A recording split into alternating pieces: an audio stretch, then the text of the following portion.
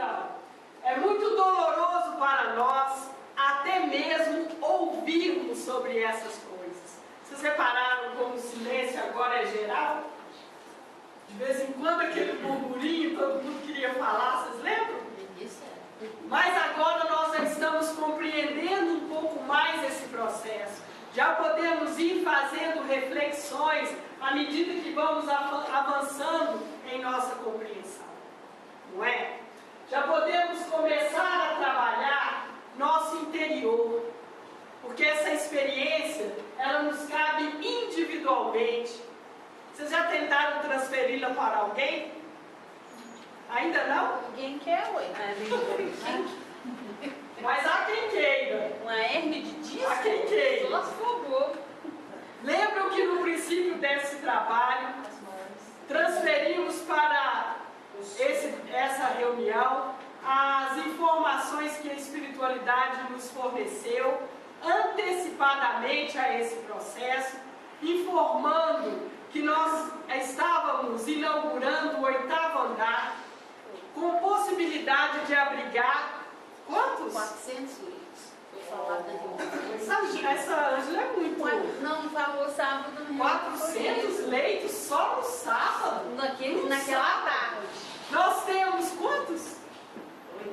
8.000 leitos. Mas aquela... 8.000 companheiros, em média, que vão passar por esse andar. Olha que coisa. Ou seja, encaminharemos esses irmãos. Não é? Então nós vamos ter a possibilidade de, uma vez absorvida essa compreensão, podermos estar nessas situações de uma forma transformadora. Seremos o elemento transformador dessas situações, onde quer que elas se apresentarem a nós. Hoje já vamos a um sepultamento de forma diferenciada, não é? Hoje já podemos acompanhar um enfermo em processo de terminal de uma forma diferenciada. Antes a gente morria de dó daquela pessoa. Hoje, até sem muito conhecimento, a gente fala, nossa, o cara é de sorte, está saindo antes. Não é, Rodrigo? Está indo lá para o Ismael, você preparado. Já consciente, pode adentrar num plano imediato, uma dimensão um pouco mais trabalhada do que a nossa, mais sutil. Não é assim? É, Luciana? Ainda não. Mas vamos treinando a nossa percepção. Não é? Certamente que sentimos esse incômodo. Mas não há como trabalhar com ele se nós não trouxermos para dentro de nós. Uma coisa, antes disso, olha, para que eu então fique liberto dessa enfermidade de outras também, para futuras encarnações, não é? Eu vou precisar passar e passar bem por ele. Senão eu vou voltar e repetir, como diz o Rodão, bater a enxada no mesmo lugar. Eu vou fazer buraco, eu vou para baixo. Imagina vocês baterem a enxada no mesmo lugar. Vai fazer um buraco, não é? Vai para baixo, tu vai acender.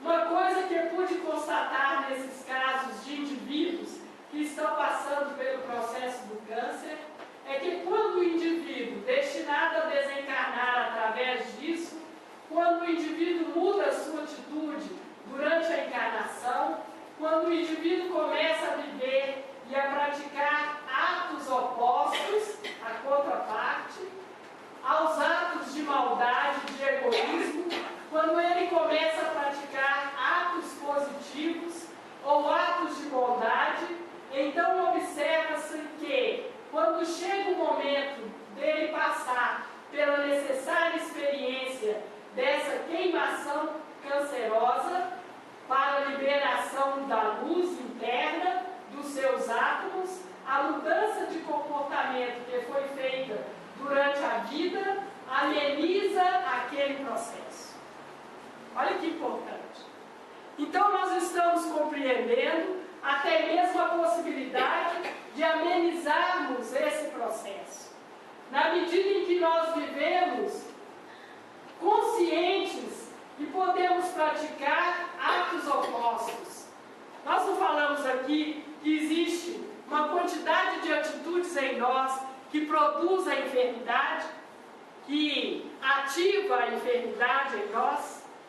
Então nós podemos fazer a contraparte, trabalharmos outra polaridade daquilo, e isso pode nos amenizar o processo de transição. Por isso, quando nós manifestamos a enfermidade e mantemos na rebeldia, na oposição acirrada contra a enfermidade, nossos objetivos de melhoria são pouco alcançados. E ele fala aqui também que estão passando pelo processo destinado a desencarnar através disso. Nem todos estão destinados a desencarnar através da enfermidade que manifestam. Alguns manifestam a enfermidade e logo despertam para trabalhar conscientemente com ela. Vocês entendem isso? E fazem às vezes transformações inesperadas. A gente diz assim: essa pessoa era uma, agora é outra pessoa. Porque ela começou a trabalhar a outra polaridade, a contraparte daquilo dentro dela. Então, para os atos de maldade causados, para os atos de egoísmo, ela manifesta a polaridade que é praticar atos positivos, de bondade, de reconhecimento. Entenderam isso? Aqui nós levantamos essa enfermidade um pouco mais acentuada. Mas nós podemos dizer isso de simples enfermidades cotidianas da nossa vida. Quando ela se manifesta, às vezes a gente tem um problema na garganta, não é? Engoliu um sapo de um tamanho que arranhou a garganta e começamos aquela tosse seca, aquela irritação, até jogar o sapo para fora. Não é assim? Então, numa simples enfermidade dessa, se eu puder observar o que está acontecendo comigo e trabalhar a contraparte disso, a polaridade, porque na maioria das vezes nós até acreditamos, quando nós engolimos um sapo, simbolicamente eu estou dizendo, acreditamos que combater aquilo é que nos trará a solução. Jogar aquele sapo, não só para fora, mas fazer aquele que me fez engoli-lo, engoli-lo também. Então é sapo para lá, sapo para cá. Já viram isso? E ficamos nessa competição, às vezes uma encarnação inteira. Não é só um tempo da nossa vida, não. É sapo para lá, sapo para cá. Eu engoli o sapo, fiquei tão revoltado de não ter recurso para devolvê-lo para você, que eu arranco ele de mim com muita dor, porque ele arranha também para sair, e enfio ele goela abaixo em você. Você também, insatisfeita com aquilo, faz o mesmo processo que eu, que fica procurando um cristão. Às vezes não me acha não, graças a Deus. Mas encontra um outro no meio da rua, briga com ele e manda o sapo para lá. Entenderam isso? Isso é trabalhar com as polaridades? Isso é ficar no mesmo nível, rebatendo aquilo para lá e para cá. Mas trabalhar na polaridade oposta seria poder colocar o sapo para fora, sentir a dor daquela saída, olhar para o sapo e identificar o que foi que produziu aquilo em mim. Porque o outro não mandou sapo nenhum. Quem produziu o sapo fui eu. As palavras dele me atingiram, a atitude dele, ou a manifestação dele, simbolicamente aqui para nós, me atingiram de tal forma que eu elaborei aqui, fui ferida por aqui. Compreendem isso? Então não manifesto polaridade alguma. Então quando alguém chega lá, fizeram isso, não, deixa isso para lá, vem para cá, né, pro lado de cá. O que que tem? Ele não te fez nada. Você também não fez, né? Não faz mal nenhum, não faz só bem. Ou seja, se eu pudesse perceber que as manifestações disso em mim são possibilidades de um despertamento próprio, de uma melhoria própria, eu estaria assim, olha, muito obrigado pelo que você me trouxe. Eu estaria agradecido. Mas nós ainda estamos nessa forma de compreensão, trabalhando ela conosco. Não é assim? Eu mesmo conheci indivíduos que estavam destinados a passar por um processo desses, dolorosos, e que isso lhe foi, até um certo ponto, poupado, e que essas etapas finais, eles chegaram a nem sentir dor, e o processo mudou por causa da mudança da atitude deles durante a vida e durante a encarnação. É isso que a gente falou. Mudou. Ao invés de continuar recebendo e devolvendo, ele resolveu receber, transmutar aquilo e devolver para o universo. Recebeu uma coisa, transmutou de tal forma que pôde devolvê-la ao universo através de uma atitude saudável, bondosa, real dentro dele, de acordo com o aprendizado que aquela enfermidade produziu internamente. Ficou claro isso? Fala, Denise. Lena, eu acho que um bom exemplo disso é a Cleia, né? Eu acho que ela lidou tão bem com a enfermidade dela, que depois, em pouco tempo, a gente teve notícia que ela já estava trabalhando, né? Já estava numa dimensão, auxiliando na tarefa que ela mesma realizava enquanto encarnada. Isso mesmo. A Cleia foi uma senhora fantástica, que eu já trouxe várias histórias dela aqui conosco. Não é isso? Que me deu muitas das instruções que hoje ainda luto para absorvê-las e que foram muito significativas no meu crescimento, no meu aprimoramento, na fase em que estava no grupo Vida.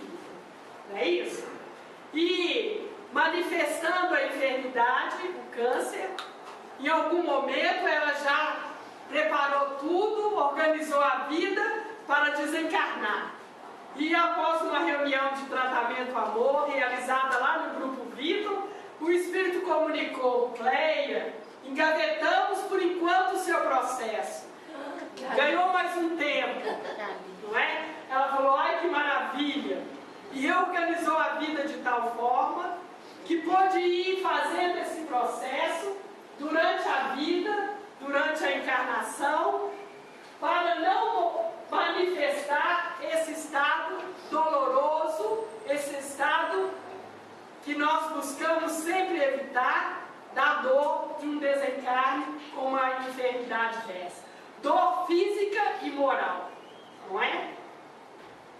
Mas hoje nós podemos entender também que a dor moral de um indivíduo que desencarna pela enfermidade do câncer é uma dor compartilhada por todos nós. Parte dela é universal.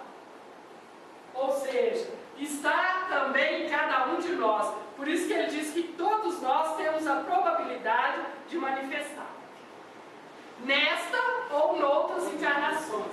Quem não está manifestando nessa, já começa a compreender melhor, é porque já manifestou, talvez até recentemente. Ou está se preparando para manifestá-la. Não é? Porque a maldade, no nosso nível, ela precisa ser transmutada. Em nós e é na parte que nos cabe diante do universo. De um modo geral,